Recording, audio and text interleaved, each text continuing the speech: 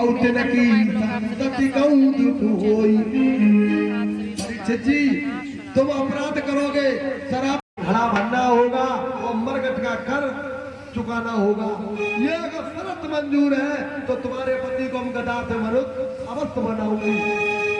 तो नर्मदे सुनकर वचन और तत्व कला के संकल्प दृढ़ ये कर डाला। तुम पति को मेरे गदा से मनुष्य करो, ये पूरी शर्त निभाओ।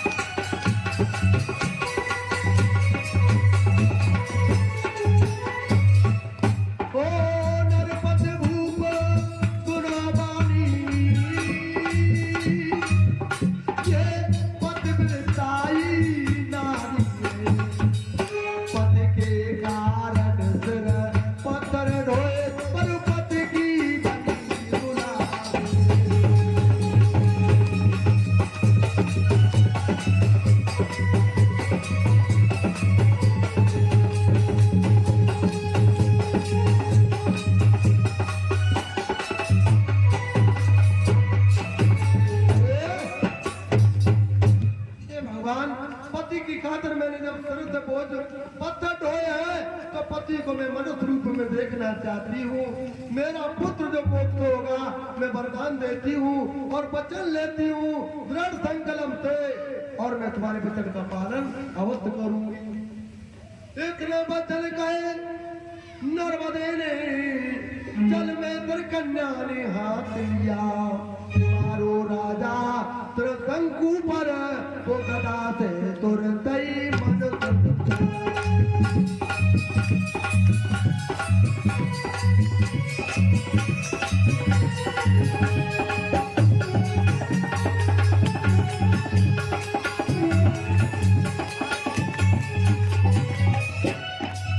गदा से तुरंत ही मरद हुआ। राजा भोज ने आसन पे बिठा सम्मान पूजा करे।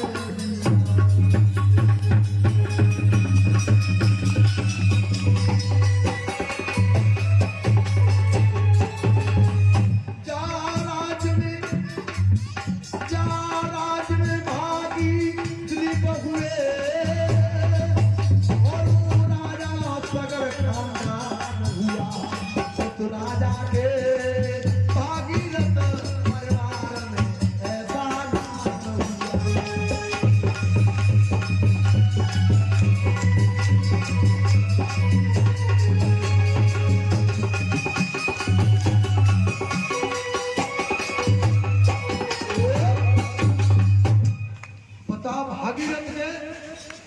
भागीरथ के दरबार के अवधपुरी नरेश त्रिशंकु हमारे राम हरे राम। इनकी पत्नी पत्थर ढो रही गदा रूप में। जैसे ही राजा भोज ने पहचाना और त्रिशंकु को निला धुलाकर पोशाक पहनाई, सम्मान के साथ सिंहासन में बिठाया तो ये अवधपुरी के राजा हैं और मैंने बताने के लिए पहचान नहीं था। सम्मान सहित विदा किया, वो अवधपुरी में आए और अवधपुरी में राजा त्रिशंकु की रानी ने पुत्र दिया।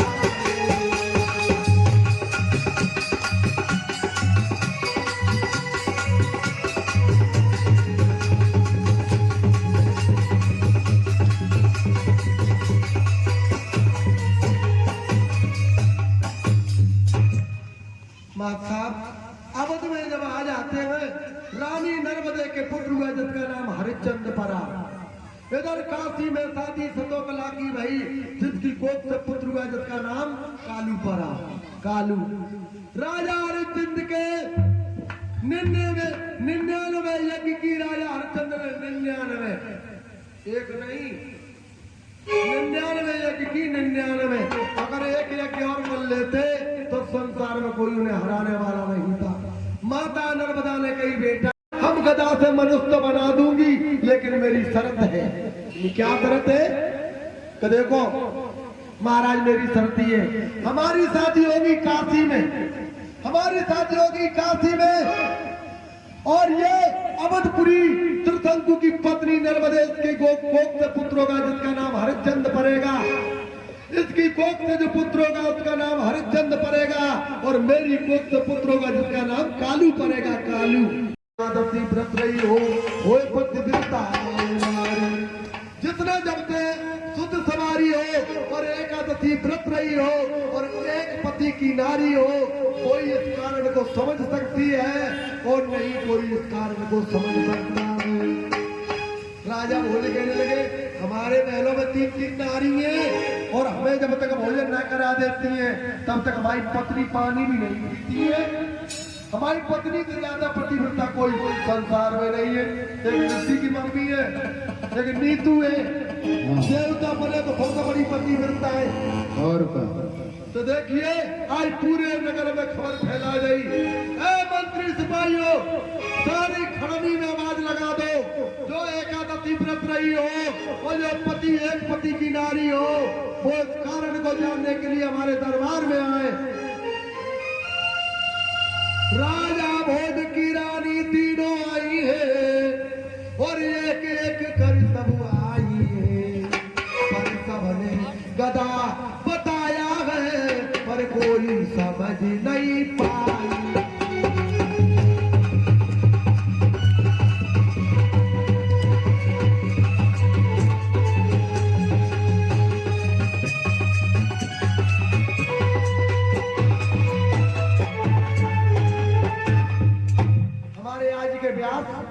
कथा फूल फूल सुनाया जाते, फूल फूल, और जब की कथा तुम्हें आज तक काल व्यासन ना सुनाई हुई है। भाई उत्तरा के गर्भ से परीक्षित अवतारी कथा सुनाए जाते हैं और सुदामा का जन्म किसी ने नहीं सुनाया। कांटे तो सुना देते कि सुदामा जैसे के बोते। हमारी कथा विस्तार से मिलेगी तुम्हें, हमारी चट्टान तो लगती है 9 दिन, लेकिन कथा हमारी विस्तार से मिलेगी। समझने वाले के लिए है और ना समझे उसके लिए तो कुछ भी नहीं है।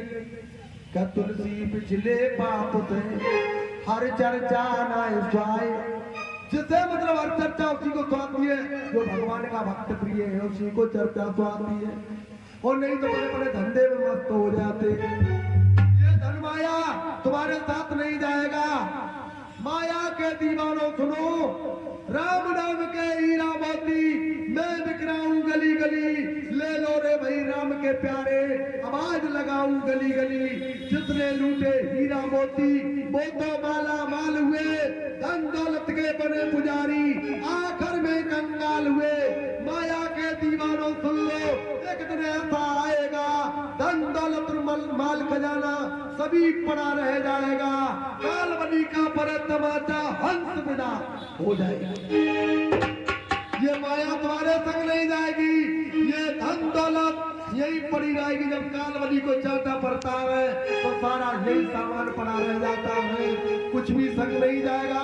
एक भगवान का नाम जाएगा, एक तुमने दान पुण्य किया है वो ही तुम्हें मिलेगा। आगे जाके एक की झोपड़ी पड़ी है, एक की 3 मंजिल मकान खड़ा है, तो उसके मकान को देख के हम जलते। क्यों जलते? अरे उसने जब बह दिया है तो वही तो काट रहा है, तो जिसने बया ही नहीं है वो काटेगा क्या? एक शाम तक 400 रुपए में मजदूरी करता है और एक कलम चला रहा है, कलम चलाने में 2 लाख रुपए पैदा हो रहे हैं और एक शाम तक मजदूरी कर रहा है, 400 रुपया में गुजारा नहीं हो रहा है। अरे तुम बह के आए हो तभी तो तुम्हें 400 मिल रहे हैं, जो बह के आए इन्हें अनाथ शराब दान किया है वो राजा महाराजा है जिनके जहाँ कलम चलाने से और 2 लाख रुपया घर बैठे आ जाते। ये तो अपने कर्मों की खेती है, जैसा तुमने कर्म किया उसका तुम्हें फल प्राप्त हो रहा है। किसी की धन दौलत देख करके, किसी की माता को देखकर तुम जलन मत करो, कहने की पत्नी बड़ी सुंदर है और हमें तो कारी मिली है। अरे जो तुमने किया है वही तो मिलेगा। बहुत है के पति महाराज कहा रहे तुम्हें सोच रही है हमें जो करुआ मिलेगा, अरे करुआ नहीं मिल गया, जो तुमने किया वही तो मिलेगा। इधर मैया नर्मदे बोली स्वामी महाराज तुम्हारे राज्य में हमें ऐसी कोई पतिव्रता और कोई एकादशी व्रत वाली नहीं दिखती है जो हमारे इस कारण को बताए दे। माता कौन मिला?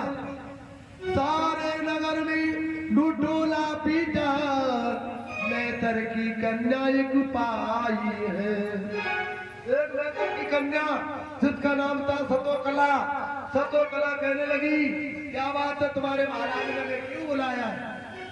तो मैतर से भैया बहुत देर ऐतराज मान लेते, लेकिन राजा ने ऐतराज नहीं माना। बुलाओ नहीं बुलाओ। मैतर की कन्या सतोकला आदर से भूप बिठाया है, कारण बतलाओ बेटी तुम ये गदा या कोई खेल गया।